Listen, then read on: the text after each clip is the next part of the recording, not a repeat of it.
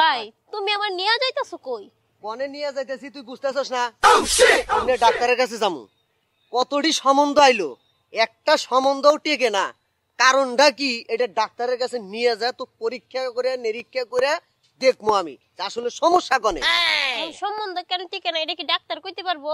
তো কইতে পারবো না কে? ডাক্তার নেই, হেরা লেখাপড়া করে নাই, হেরা কি ঘুম পারে ডাক্তার হইছে? হেরা কিছু খাইয়া ডাক্তার হইছে। আমগর চাইতে হ্যাঁ করে বুদ্ধি আছে। তারপরে বর্তমানে যে মেশিন বাইরেছে, মেশিনের মধ্যে মানুষ দেয়, দিলে বাড়ি বোঝা যায় যে কি হয়েছে, বুঝো নাই?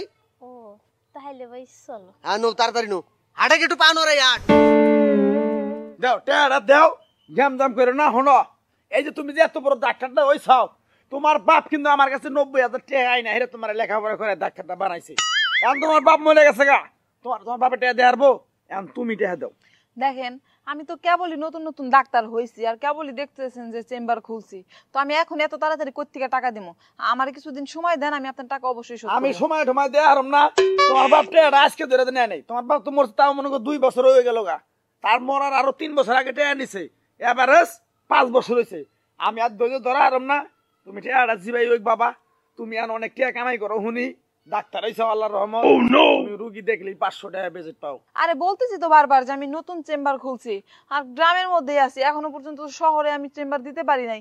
আমার কাছে যে সব রুগী আসে, সব ছাগল মুরগি হাঁস এইসব নিয়ে আসে, ভালো কোনো রুগী আমি এখনো পর্যন্ত পাই নাই। যাজ্ঞা আমি বাবু, আমি আর সহ্য করা হারম না। তুমি টাকা কটা বাবু আমার একটা ডেট দিয়ে দাও, কোন দিন দিবা তুমি, তাহলে আমি ওই ডেটে আমু। কেনে তোমার নাকি আমি ঘামজাম করবার চাই না বাবা। আর টাকাটা তো নিশাল, এটা কিন্তু তোমরাও জানো, জানো না? হ্যাঁ 90,000 টাকা কালে নিয়ে আইসাল আমাদের। আমি লাভ চাই না, আমার সুদের টাকা লাভ যেটা হেঁটে দিয়ে দাও। আচ্ছা ঠিক আছে, আমি 3 মাসের ভিতরে আপনার টাকা দিয়ে দেবো, আপনি এবার যান।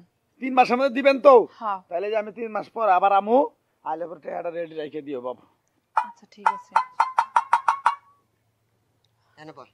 আরে বসুন বসুন বসুন। হ্যাঁ, কি ব্যাপার, এটা আপনার কি হয়? আপনার বোন, ওনার কি প্রবলেম বলেন আমাকে। প্রবলেম, বহুত বড় প্রবলেম, এই জন্যই তো আপনার কাছে আনছি। হ্যাঁ দেখুন, আসলে রোগীর কি প্রবলেম সেটা আমাদেরকে বলতে হবে, তাহলে তো আমরা সলভ করে দিতে পারবো। আর বড় কোনো রোগ হলে টাকা পয়সা ঠিক মতো দিতে পারবেন তো? আপনার কয়টা লাগবো এই বোনের নেগে? যদি আমার 2-1 লাখ টাকা ভাঙা লাগে, তাও আমি ভাঙবো। ও আচ্ছা ঠিক আছে ঠিক আছে, বলুন ওর প্রবলেমটা কি বলুন। প্রবলেমটা বিয়ে হয় না। কি বিয়ে হয় না? তো বিয়ে হয় না, আপনি আমার কাছে কেন নিয়ে আসছেন? আমি কি ঘটক যে আপনার বোনের জন্য ছেলে দেখে আপনার বোনের বিয়ে করাই দিব? ঘটক কি চিকিৎসা করা হবো? আশ্চর্য ব্যাপার, হ্যাঁ বিয়ে হয় না, হ্যাঁ হয়তো ছেলে পক্ষ দেখা পছন্দ করে না, বা আপনাদের ছেলেদের দেখা পছন্দ হয় না, এর জন্য বিয়ে হইতেছে না। আমার কাছে কেন নিয়ে আসছেন? আমি তো ডাক্তার। আপনি একটু ভালো করে দেখেন, দেখেন এই চেহারায় যদি বিয়ে না হয়, এই চেহারায় যদি ছেলেরা পছন্দ না করে, তাহলে ওর অসুখ হয়েছে না? দেখুন, বিয়ে না হলে এটা কোনো অসুখ না, ঠিক আছে? কোনো প্রবলেমের কারণেই হয়তোবা ওনার বিয়ে হচ্ছে না, হয়তোবা আপনাদের সাথে কথাই বলছে না, বা ছেলের পছন্দ হচ্ছে না, বা মেয়ের দেখে ছেলের পছন্দ হচ্ছে না, এরকম অনেক ধরনের প্রবলেম হতে পারে। এটা তো ডাক্তার দিয়ে সম্ভব না চিকিৎসা করানো। আপনারা আসলে কি খেয়াল লেখাপড়া করছেন কনসে? এই সামান্য রোগ, হ্যাঁ আপনি টিহা কত নাকবো কন? কয় হাজার টিহা নাকবো কন? এই আপনি জানতো, বিদায় হন, যান যান এখান থেকে। ভাই তুমি না কইছিলে ডাক্তার চিকিৎসা করলে আমার বিয়ে হইব, ডাক্তার তো চিকিৎসাই করাইতেছে না। আপনারা অন্য ডাক্তারের কাছে যান। বুঝছি আর ফালতু ডাক্তার নো, ওঠ ওঠ, ভালো ডাক্তারের কাছে যামু, শহরে যামু, দরকার হইলে পাবনা যামু। আচ্ছা ঠিক আছে, তাই যান, দরকার হলে পাবনায় চলে যান। উফ, কি একটা বিপদে পড়ে গেছি। ওরা আমাকে কি ভাবছে? গ্রামের লোকজন তো ডাক্তার হিসেবে বুঝতেই পারতেছে না।